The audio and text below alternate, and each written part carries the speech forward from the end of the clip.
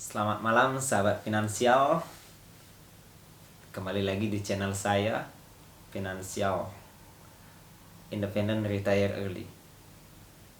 Jadi pernahkah kamu mendengar nasihat yang sudah umum ya? Kalau mau sukses dan jadi orang kaya, jadi harus belajar yang rajin agar bisa diterima di universitas yang bagus, supaya mudah mendapatkan pekerjaan yang bagus dan menjadi tunjangan kita sampai tua. Sudut pandang itu memang kebanyakan dan masih pada kita bekerja untuk uang dan bukanlah sebaliknya. Begitu pula dengan pilihan gaya hidup yang lebih cenderung pada liabilitas daripada kita menjadikan aset. Sehingga tidak jarang kita mengalami masa-masa di mana tidak ada lagi uang yang tersisa. Jadi untuk itu, pada kesempatan ini saya akan membahas tentang buku Rich Dad Poor Dad. Jadi buku ini adalah buku finansial pertama yang saya beli. Saya mendapatkan ide ini setelah saya menonton YouTube di channelnya Timothy Ronald. Jadi di sana ada sedikit ulasan tentang buku ini yang mengubah pola pikirnya jadi seorang investor. Jadi buku ini ditulis oleh Robert Kiyosaki. Jadi penulis berkebangsaan Amerika dengan keturunan Jepang. Jadi di sini saya akan membahas ulasan tentang buku Rich Dad and Poor Dad. Hanya poin-poinnya saja. Kita mulai dari pertama. Ternyata bukan kita saja yang mendengar nasihat yang sudah saya jelaskan tadi. Ini juga terjadi di belahan dunia yang lain. Maka dari itu Robert Kiyosaki, penulis buku Rich Dad Poor Dad ini menuliskan pengalamannya tentang pandangan dua ayahnya. Jadi Robert ini punya dua ayah. Ayah kandungnya sendiri yang beliau sebut sebagai Poor Dad, dan ayah yang kedua adalah ayah dari temannya yang beliau sering disebut dengan Rich Dad. Jadi pada saat usia beliau 9 tahun, jadi beliau belajar keuangan dari kedua ayah ini yang memiliki pandangan yang berbeda tentunya terhadap uang.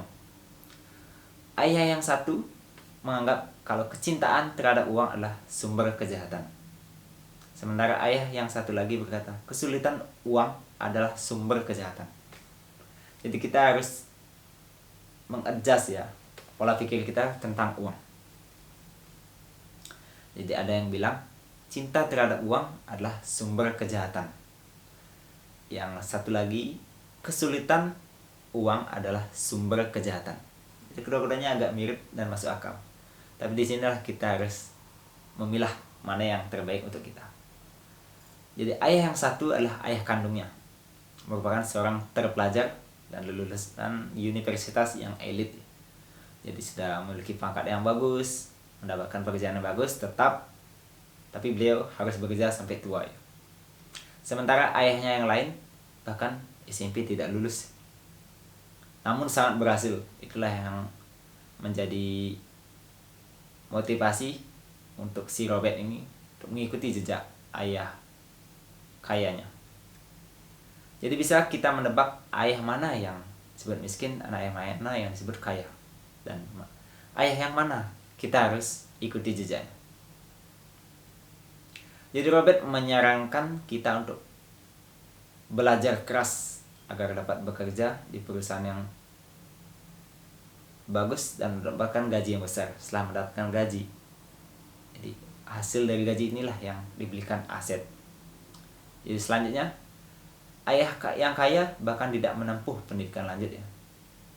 Jadi, dia menyarankan untuk anaknya belajar keras, termasuk pelajaran yang tidak diajarkan di bangku sekolah, agar dapat membeli perusahaan sendiri, yaitu aset. Jadi di sini terdapat sebuah pendekatan yang berbeda ya terhadap uang. Salah satu pelajaran penting dari pandemi kemarin ya, tidak ada sesuatu yang permanen termasuk pekerjaan kita. Jadi bagaimana berapa banyak orang ya, bahkan jutaan orang di PHK, kehilangan pekerjaan, dan di sanalah kita tidak bisa berpangku tangan hanya pada satu pekerjaan. Dan di tahun yang baru ini sudah saatnya kita mengadopsi pandangan yang baru juga tentang uang, dan biarkanlah uang itu yang bekerja untuk kita. Jadi dalam buku ini terdapat beberapa poin penting yang bisa kita pelajari dengan membaca buku ini. Poin yang pertama adalah berinvestasi. Ketika kita mendapatkan pekerjaan dan mulai mendapatkan pendapatan secara berkala, kita menyadari kalau ada sebagian uang yang masih tersisa. Beberapa di antara kita menabung secara konvensional ataupun menyimpannya di deposito, namun juga ada yang memakai untuk meningkatkan gaya hidup mereka mengikuti zaman.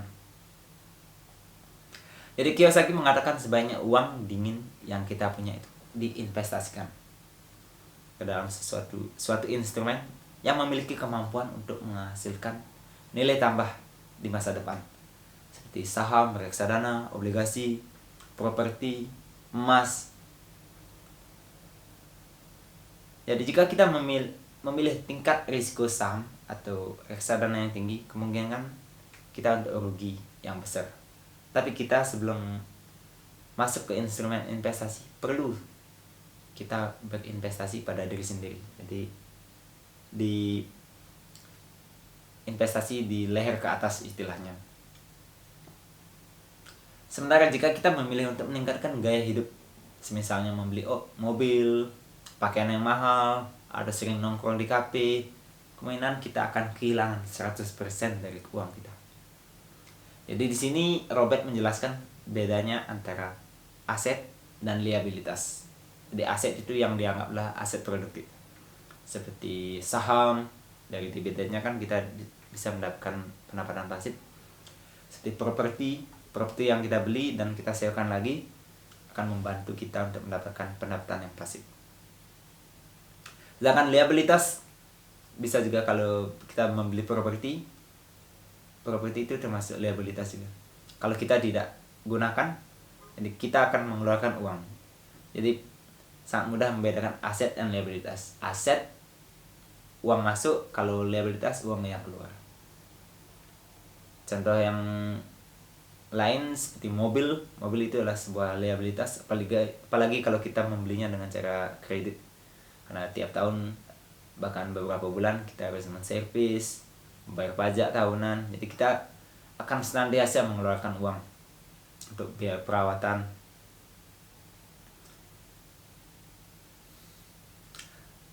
Jadi poin yang kedua adalah mempunyai usaha sampingan selain pekerjaan utama. Jadi sangat penting ya kita untuk tidak berpangku tangan pada satu pekerjaan, satu pendapatan saja. Jadi jika kita mempunyai pendapatan utama, mulailah membangun usaha sampingan. Teruslah bekerja sampai usaha sampingan itu mampu menghasilkan pendapatan yang bisa mengcover biaya hidup. Jadi pada saat poin tersebutlah kita bisa mendapatkan kebebasan finansial. Poin yang ketiga, belajar memaknai setiap kejadian. Jadi setiap kejadian tidak begitu saja terjadi. Jika kita sekarang tidak mendapatkan pekerjaan atau gaji yang kita inginkan dan hanya cukup untuk bertahan hidup, mungkin hidup sedang mengajarkan kita untuk belajar hal lain yang nantinya akan merubah atau bahkan membantu ketika kita sudah berada pada posisi tertentu. Jadi jika kita terus berusaha dan bisa memaknai hidup, kita akan bergerak maju walaupun lebih lambat. Poin yang keempat adalah belajar keras, terutama belajar soal keuangan. Itu sangat penting. Jadi buku ini memang sangat menekankan bagaimana kita mempelajari literasi keuangan. Karena itu yang akan membawa kita atau mengamankan kita dalam menyelami kehidupan. Jadi Robert mengatakan ilmu yang sangat penting yang dapat kita pelajari adalah keuangan, sales, maupun marketing. Jadi tidak salah, Robert Kiyosaki adalah selain seorang penulis buku, jadi beliau adalah seorang investor properti yang jago tentunya dalam sales dan marketing. Mulailah untuk menginvestasikan waktu untuk mempelajari ilmu. kelak ilmu yang kita dapatkan akan mampu membayar waktu dan dana yang kita investasikan. Jadi poin yang kelima, tentukan kapan kita ingin memperoleh kebebasan finansial. Jadi, cara agar bisa membuat kita fokus dan terpacu adalah dengan menentukan target kapan kita ingin memperoleh kebebasan finansial. Tentunya ketika pendapatan pasif kita bisa mengcover biaya bulanan atau biaya pokok kita ya. Jadi kita tanpa mengharapkan gaji tetap atau pendapatan tetap, dengan hanya pendapatan pasif pun kita masih bisa menjalani kehidupan atau mengcover biaya hidup kita secara keseluruhan. Jadi pada poin tersebutlah kita akan mendapatkan financial freedom ataupun kebebasan finansial. Jadi dengan cara yang sudah saya jelaskan tadi, kita akan bisa lebih bijak dalam mengelola uang. Tentunya itu akan mengubah pola pikir kita terhadap uang. Jadi di sini sangat ditekankan ya, kita tidak bekerja hanya untuk uang. Jadi ketika kita mendapatkan uang, biarkan uang itu bertumbuh, belikan sebuah aset, dan biarkanlah uang itu yang bekerja buat kita.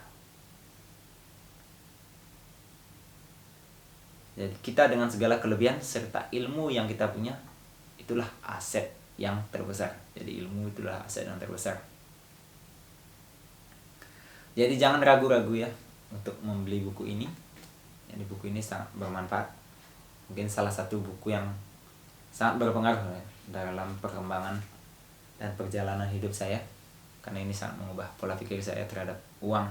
Bagaimana uang itu bekerja, bagaimana cara kita mengelola aset.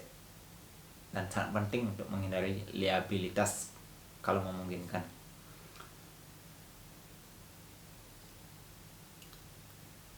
Meskipun di satu sisi banyak kontroversi ya tentang buku ini.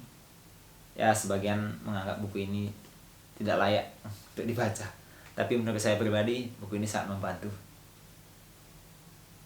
Dan saya akan buktikan kalau buku ini akan membantu saya meraih kebebasan finansial saya. Jadi mungkin hanya itu pembahasan tentang buku Rich Dad Poor Dad. Jadi saya sudah mengkoleksi beberapa karya dari Robert Kiyosaki. Yang pertama adalah tentunya ini Rich Dad Poor Dad, dan saya punya juga yang kedua tentang Guide to Investing, dan ada juga kuadran cash flow kuadran. Itu yang mungkin saya akan ulas dalam kesempatan selanjutnya.